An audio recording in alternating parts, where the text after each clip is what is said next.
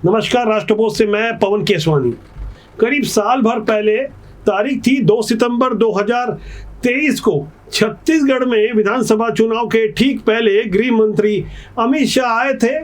घोषणा पत्र से पहले उन्होंने आरोप पत्र जारी किए थे। उस दौरान उन्होंने एक चर्चित डायलॉग बोला था कि मैं भ्रष्टाचारियों को उल्टा लटकाकर सीधा कर दूंगा। जब हम शासन में आएंगे तब भ्रष्टाचार करने वालों को उल्टा लटकाकर सीधा करेंगे, तब बाहर आएंगे। आप सोच रहे होंगे कि मैं साल भर पुराने उस बयान की चर्चा आज क्यों कर रहा हूं। दरअसल उसकी एक खास वजह है। वो वजह है भूपेश बघेल के 7 पन्नों का वह पत्र उन्होंने CJI यानी चीफ जस्टिस ऑफ इंडिया को लिखा है। अपने बचाव में लिखे गए उस पत्र में घबराए हुए भूपेश बघेल ने लिखा है कि मुझे फंसाने की साजिश हो रही है। ऐसे में यह समझने वाली बात यह है कि कौन फंसा रहा है, किस तरह से साजिश हो रही है, कौन से वो घोटाले हैं, इस पर भी गौर करना बहुत आवश्यक है।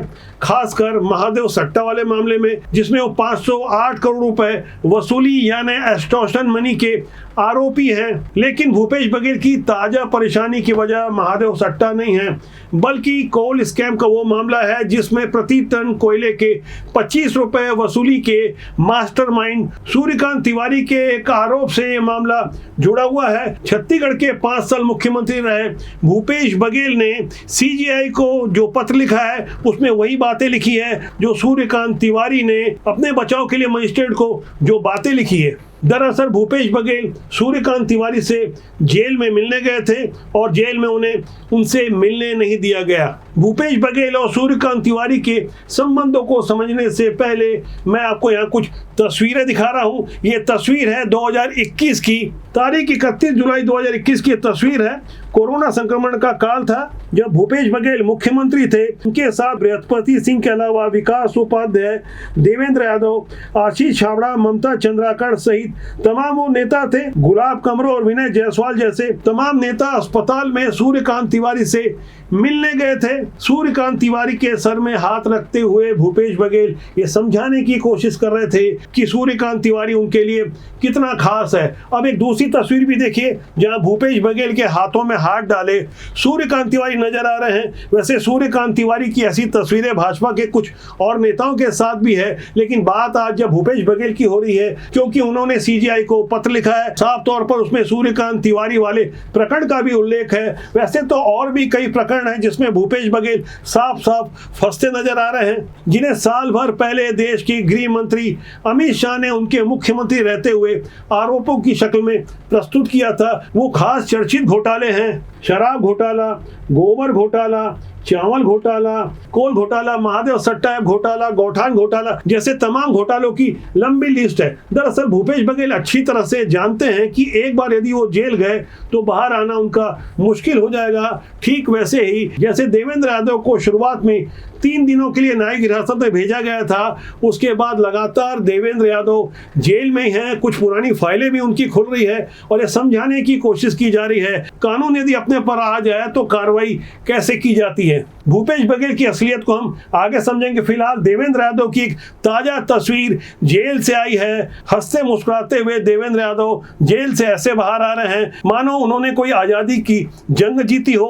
उनके समर्थकों ने सोशल मीडिया में उनकी वीडियो डालकर बैकग्राउंड में कुछ देशभक्ति के गाने ऐसे लगा दिए मानो देवेंद्र यादव कोई क्रांतिकारी हो। ठीक ऐसी एक तस्वीर 13 जून 2022 को राहुल गांधी की भी आई थी।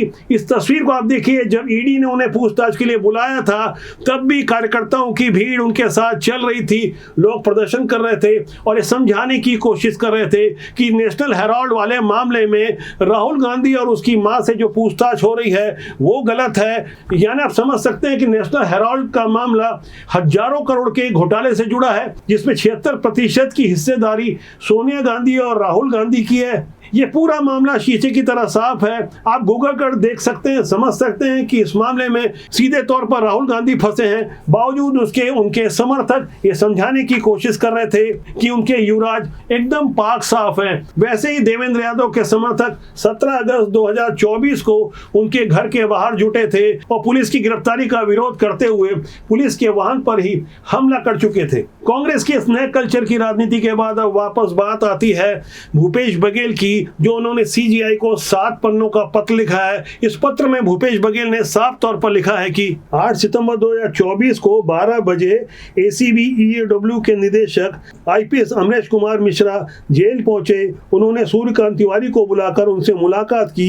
इस मुलाकात के दौरान आईपीएस मिश्रा ने तिवारी से कहा कि वे कोयला परिवहन के अपराध में मेरी संलिप्तता स्वीकार करें और मुझे लाभार्थी बताते हुए बयान दर्ज करवाए। यानी भूपेश बघेल सूर्यकांत तिवारी के प्रवक्ता बनकर हूबहू वही शब्द बोल रहे हैं, वही आरोप लगा रहे हैं जो सूर्यकांत तिवारी लगाए हैं। वही सूर्यकांत तिवारी जो कभी कांग्रेस के नेता हुआ करते थे, जिनके सर पर मुख्यमंत्री भूपेश बघेल का हाथ था। दरअसल उन दिनों भूपेश बघेल को इतना ओवर कॉन्फिडेंस था कि उन्हें लग रहा था कि अब उन्हें मुख्यमंत्री के पद से कभी कोई नहीं हटा सकता। शायद यही कारण रहा होगा कि 2023 के विधानसभा चुनाव के कुछ महीना पहले भूपेश बघेल छत्तीसगढ़ की जनता से, खासकर छत्तीसगढ़ की बेटियों से किस तरह का व्यवहार करते थे। इसके लिए मैं आपको 15 सेकंड का एक वीडियो दिखा रहा हूं। जब भूपेश बघेल मुख्यमंत्री हुआ करते थे तब छत्तीसगढ़ की एक बेटी ने छत्तीसगढ़ में बढ़ते हुए अपराधों के बारे में भूपेश बघेल से पूछा। तो यहाँ भूपेश बघेल की भाव भंगिमा, उनके बॉडी लैंग्वेज को आप गौर कीजिएगा, इससे आपको यकीन हो जाएगा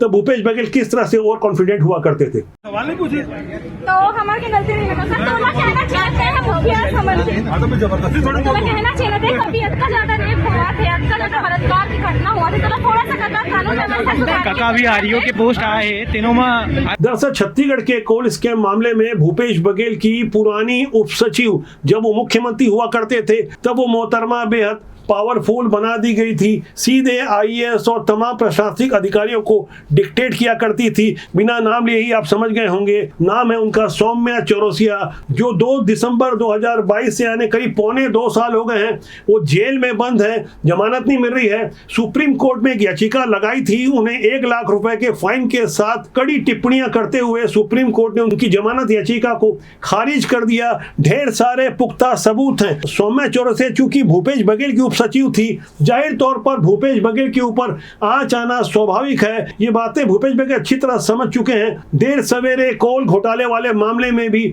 उनके ऊपर गाज गिरने वाली है। मजे हुए पॉलिटिशियन है, लंबा अनुभव है, इसलिए इस नीति पर काम कर रहे हैं कि एक झूठ को बार बार बोला जाए, जोर से बोला जाए, 100 बार बोला जाए, ताकि वो झूठ भी सच लगने लगे। इसलिए सीजीआई को 7 पन्नों का पत्र लिखा गया है। ऐसे माहौल में भला भारतीय जनता पार्टी कहां चुप रहने वाली थी। उनकी ओर से एक पोस्टर जारी किया गया है जिसमें सूर्यकांत तिवारी और सौम्या चौरसिया जेल में बंद नजर आ रहे हैं। भूपेश बघेल उनसे मुलाकाती के रूप में जेल में मिलने गए हैं। इस पोस्टर को गौर से आप भी देखिए आखिर क्या कुछ इसमें लिखा हुआ है। बीते 10 जून को छत्तीसगढ़ के बलौदाबाजार जिले के कलेक्टर और एसपी कार्यालय में आगजनी हुई। ऐसी घटना जो आजाद भारत में कभी नहीं हुई। इस मामले में देवेंद्र यादव जेल में बंद है। उनके ऊपर सीधे तौर पर आरोप है कि वो साजिश में शामिल थे। अपने साथ वो कुछ बाहरी लोगों को लेके गए थे।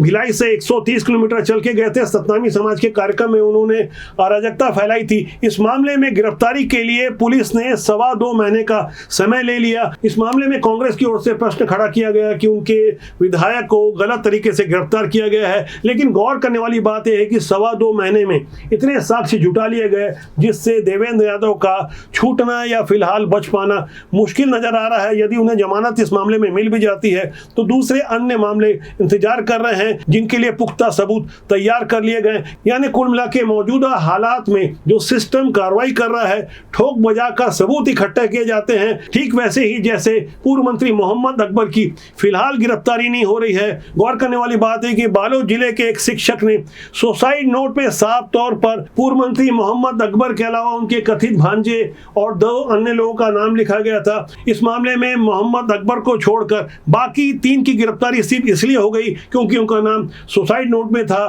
तो यहाँ सबसे बड़ा प्रश्न यह खड़ा हो रहा है कि मोहम्मद अकबर की आखिर गिरफ्तारी क्यों नहीं हो रही है? क्या वो प्रभावशाली है, पूर्व मंत्री हैं, इसके लिए गिरफ्तारी नहीं हो रही है? तो इस बारे में हमारे पास जो ताजा इनपुट आए हैं वो ये है कि फिलहाल इस मामले में मजबूत साक्ष्य जुटाए जा रहे हैं। मोहम्मद अकबर की भी गिरफ्तारी होगी, ऐसी संभावना प्रबल होती जा रही है। ऐसे ही भूपेश बघेल के मामले में भी अब गिरफ्तारी की तलवार लटकी हुई है। भूपेश बघेल घबराए हुए हैं। जाहिर तौर पर अपने बचाव के लिए हर कोई प्रयास करता है। है, इसलिए उन्होंने सीजीआई को पत्र लिखा। कोल घोटाले के आरोपी सूर्यकांत तिवारी से मिलने सीधे जेल चले गए, बिना इस बात की परवाह करे कि जमाना क्या बोलेगा, कोई क्या सोचेगा। लेकिन ढेर सारी बातें हैं जो सार्वजनिक नहीं हुई है, लेकिन भूपेश बघेल अच्छी तरह से जानते हैं कि वाकई उन्होंने कोई बहुत बड़ा पाप किया है या नहीं किया है, किस किस तरह के घोटालों में उनकी संलिप्तता है। वैसे बदले में हालात में पहले से कहीं ज्यादा जागरूक हो चुकी जनता अच्छी तरह जानती है कि किस तरह से विक्टिम कार्ड का प्रयोग हमारे नेता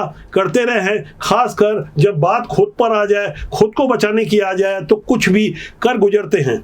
ऐसे ही बदले हुए हालात की एक तस्वीर शिमला से चलकर आई है, जहां एक अवैध मस्जिद को लेकर पूरा हिमाचल आंदोलित हो गया था। पूरे देश भर में एक मैसेज साफ तौर पर दिया गया कि अब संदिग्ध आचरण के लोग नहीं बर्दाश्त किए जाएंगे। शिमला की वो अवैध मस्जिद जहां दावा किया जा रहा था कि 2-2.5% ही मुस्लिम आबादी है, लेकिन संदेहास्पद हालातों में शहर के बीचों बीच किस तरह से अवैध मस्जिद बना दी गई। लोगों के आंदोलन की जीत हुई। मुख्यमंत्री सहित कांग्रेस शासित हिमाचल प्रदेश की सरकार को झुकना पड़ा, लेकिन जनता इतने पर भी नहीं मानने वाली थी। एक बहुत बड़ी पोल खोली गई और बता दिया गया कि शिमला के प्राइम लोकेशन में किस तरह से जिन दुकानों का किराया लाखों रुपए है, उसके अंदर 50,000 का भी सामान नहीं है। आखिर इसके लिए फंडिंग कौन और क्यों करता था?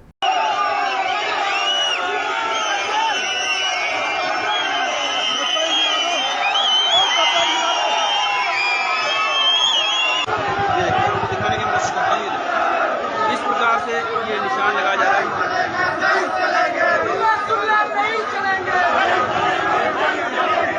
करोड़ों रुपए की दुकान है, प्राइम लोकेशन में दुकान है, लाखों रुपए किराया दे रहा है। क्या इस दुकान के अंदर रहकर लाखों रुपए किराया निकाला जा सकता है? 50,000 रुपए, 1 लाख रुपए का स्टॉक रखने के बावजूद हम ये चाहते हैं कि प्रशासन इन दुकानों में आकर जांच करे।